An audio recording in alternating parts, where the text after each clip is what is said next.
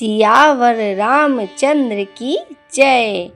प्रिय भक्तगणों, आप सभी का मेरे चैनल भक्ति कथा सागर में बहुत बहुत स्वागत है। आज हम रामायण की कथा श्रृंखला में आगे की कहानी का श्रवण करेंगे, जिसमें माता पार्वती के जन्म की कथा है, उनकी दिव्य तपस्या का वर्णन है और शिव जी को प्राप्त करने का वरदान की कथा है। तो आइए भक्तों, हम इस कथा का आनंद प्राप्त करते हैं। हे भक्तों, सनातन धर्म की पावन कथाओं में माता पार्वती की तपस्या की कथा जितनी प्रेरणादायक है, उतनी ही भावपूर्ण भी है।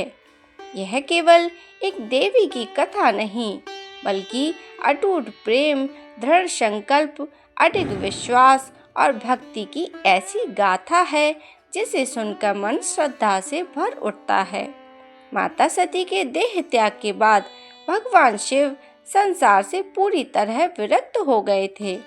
सती के वियोग का दुख इतना गहरा था कि उन्होंने कैलाश पर्वत की एक निर्जन गुफा में जाकर समाधि धारण कर ली। उनके नेत्र बंद थे, मन संसार से परे था और उनका सारा अस्तित्व ध्यान में लीन था। उधर देवताओं की चिंता दिन प्रतिदिन बढ़ती जा रही थी। उसी समय तारकासुर नामक एक असुर अपने अत्याचारों से तीनों लोकों को कपा रहा था। उसने वर्षों तक कठोर तपस्या करके ब्रह्मा जी को प्रसन्न किया था। जब ब्रह्मा जी ने वरदान मांगने को कहा तो उसने अमरता का वरदान मांगा। ब्रह्मा जी ने कहा कि जन्म लेने वाले की मृत्यु निश्चित है। तब तारकासुर ने चतुराई से वर मांगा कि उसका वध केवल भगवान शिव के पुत्र द्वारा ही हो सके। तारकासुर जानता था कि माता सती देह त्याग चुकी हैं और भगवान शिव समाधि में लीन हैं। उसे विश्वास था कि शिव कभी विवाह नहीं करेंगे और न ही उसका कोई पुत्र होगा, इसलिए वह स्वयं को अजय समझने लगा। वरदान प्राप्त होते ही उसका अहंकार बढ़ गया। उसने स्वर्ग पर आक्रमण कर दिया। इंद्र का सिंहासन डगमगा उठा। देवता भयभीत होकर इधर उधर छिपने लगे। ऋषियों के यज्ञ भंग होने लगे। पृथ्वी पर धर्म कमजोर पड़ने लगा। जब अत्याचार असहनीय हो गया, तब सभी देवता ब्रह्मा जी और भगवान विष्णु के पास पहुँचे। देवताओं ने विनती की, प्रभु हमारी रक्षा कीजिए। तब ब्रह्मा जी ने कहा, चिंता मत करो, आदि शक्ति पुनः जन्म लेंगी और भगवान शिव को पति रूप में प्राप्त करेंगी। उनके पुत्र के हाथों ही तारकासुर का अंत होगा। उधर हिमालय राज और उनकी पत्नी मैना देवी संतान प्राप्ति के लिए वर्षों से तपस्या कर रहे थे। वे धर्मात्मा थे, दयालु थे और भगवान के परम भक्त थे।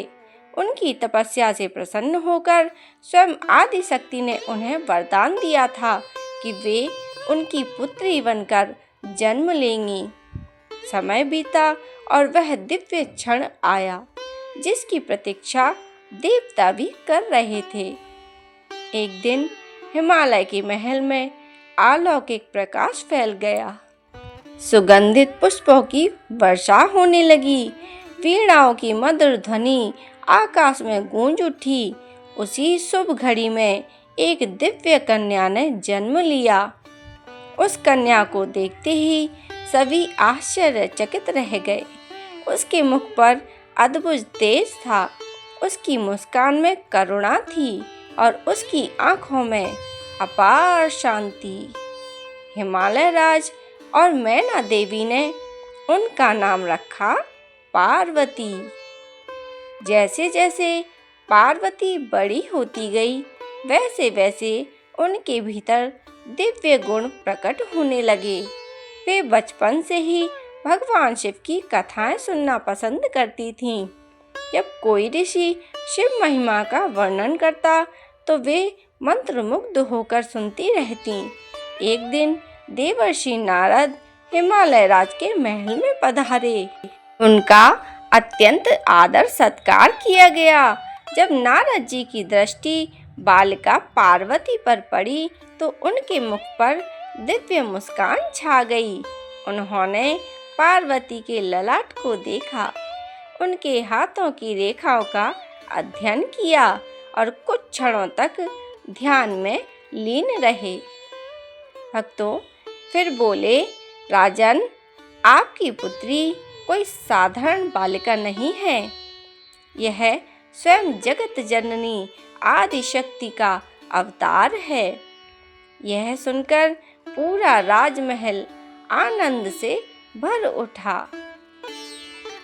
लेकिन तभी नारद जी ने आगे कहा, इस कन्या का विवाह संसार के सबसे महान योगी से होगा। वह राजसी वस्त्र नहीं पहनते, शरीर पर भस्म धारण करते हैं, गले में सर्प लपेटे रहते हैं और शमशान में निवास करते हैं। यह सुनते ही मैना देवी चिंतित हो उठी।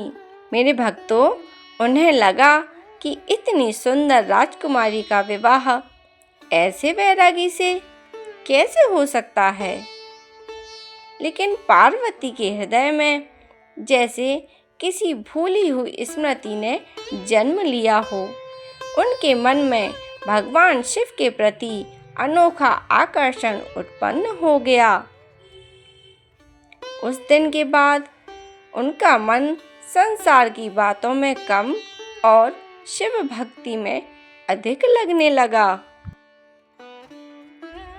वे प्रतिदिन शिवलिंग की पूजा करती, पुष्प अर्पित करती, घंटों तक महादेव का ध्यान करती। समय बीतता गया और एक दिन पार्वती ने अपने माता पिता के सामने अपनी इच्छा प्रकट की। उन्होंने कहा, पिताश्री, माताश्री, मैं भगवान शिव को पति रूप में प्राप्त करना चाहती हूँ। तब यह सुनकर मैना देवी की आंखों में आंसू आ गए और उन्होंने समझाया, पुत्री, तुम राजकुमारी हो। संसार में अनेकों योग्य राजकुमार हैं, लेकिन पार्वती का संकल्प अडिग था। उन्होंने कहा, माँ, मेरे लिए महादेव के अतिरिक्त और कोई नहीं है। अंततः माता पिता ने अनुमति दे दी।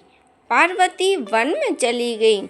वहाँ उन्होंने तपस्या प्रारंभ की। प्रारंभ में वे केवल फल खाकर ही जीवन व्यतीत करती रहीं। वर्ष बीतते गए, फिर उन्होंने फल त्याग दिए और केवल पत्तों पर रहने लगीं। कुछ समय बाद पत्ते भी छोड़ दिए। अब वे केवल जल पर निर्भर रहने लगीं। फिर जल भी त्याग कर दिया और वे केवल वायु के सहारे जीवन धारण करने लगी। उनकी तपस्या इतनी कठोर थी कि देवता भी आश्चर्यचकित हो गए।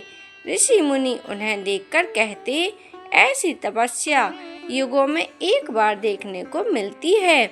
उधर देवताओं की चिंता बढ़ती जा रही थी। उन्हें तारकासुर का अंत चाहिए था, इसलिए उन्होंने कामदेव को भेजा।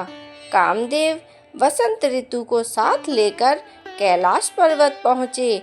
वन में रंग बिरंगे पुष्प खिल उठे। कोयल गाना गाने लगी।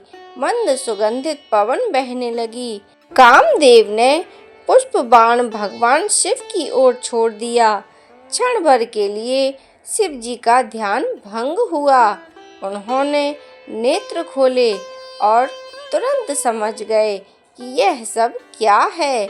उनका तीसरा नेत्र खुल गया। उस अग्नि से कामदेव तत्काल भस्म हो गए। पूरा ब्रह्मांड कांप उठा।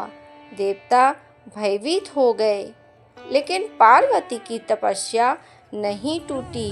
उनका मन पहले से भी अधिक दृढ़ हो गया। प्रिय भक्तों, वर्षों बीत गए। उनकी तपस्या की महिमा तीनों लोकों में फैल गई। अंततः भगवान शिव ने उनकी परीक्षा लेने का निश्चय किया। उन्होंने एक वृद्ध ब्राह्मण का रूप धारण किया और पार्वती के सामने प्रकट हुए। ब्राह्मण ने पूछा, हे कन्या, तुम इतनी कठोर तपस्या किसके लिए कर रही हो?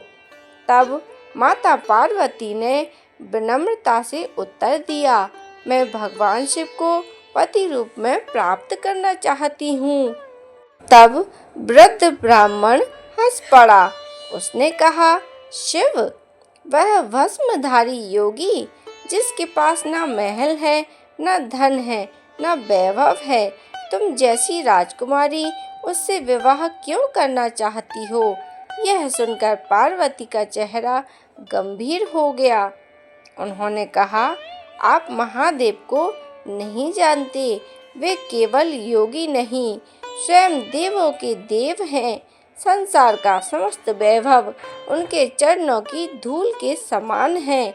वृद्ध ब्राह्मण बार बार शिव जी की आलोचना करता रहा, लेकिन पार्वती का विश्वास तनिक भी नहीं डगमगाया।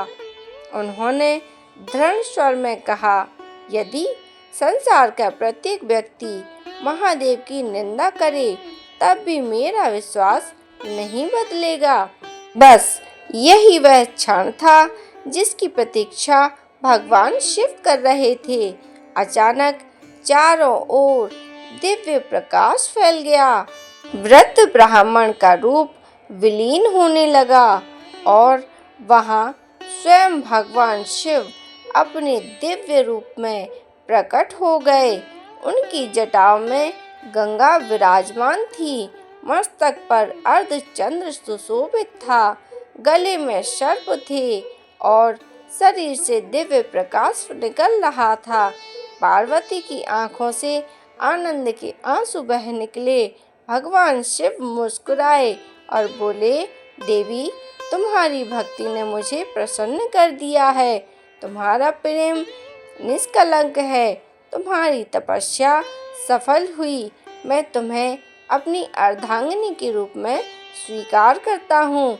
यह सुनते ही देवताओं ने आकाश से पुष्प वर्षा की, गंधर्वों ने गीत गाए, ऋषियों ने मंगलाचरण किया। तीनों लोकों में आनंद की लहर दौड़ गई। हिमालय राज और मैना देवी को जब यह समाचार मिला तो उनकी प्रसन्नता का कोई ठिकाना ना रहा। उन्हें समझ आ गया कि उनकी पुत्री कोई साधारण कन्या नहीं, स्वयं जगदम्बा है और इस प्रकार माता सती पार्वती के रूप में उन्हें अपने आराध्य महादेव को प्राप्त करने के मार्ग पर अग्रसर हुई। हे भक्तों, यह कथा हमें सिखाती है कि सच्चा प्रेम कभी समाप्त नहीं होता, वह केवल रूप बदलता है। श्रद्धा, धैर्य और अटल विश्वास के सामने स्वयं भगवान भी प्रकट हो जाते हैं। माता पार्वती की तपस्या हमें यह संदेश देती है कि यदि लक्ष्य पवित्र हो और संकल्प दृढ़ हो तो असंभव भी संभव हो जाता है। बोलिए हर हर महादेव, जय माता पार्वती, जय भोलेनाथ की। भक्तों, अगर आपको मेरी कथा का आनंद आता हो, अगर आपको मेरी कथा पसंद आती हो तो मेरी वीडियो को लाइक करें, शेयर करें और ऐसी ही आनंदमयी कथाओं के लिए मेरे चैनल को सब्सक्राइब करें और बेल आइकन को प्रेस करके रखें, जिससे जब भी वीडियो अपलोड हो तो सबसे पहले नोटिफिकेशन आपके पास पहुंच सके। मेरी वीडियो देखने के लिए आप सभी भक्त प्रेमियों का बहुत बहुत धन्यवाद।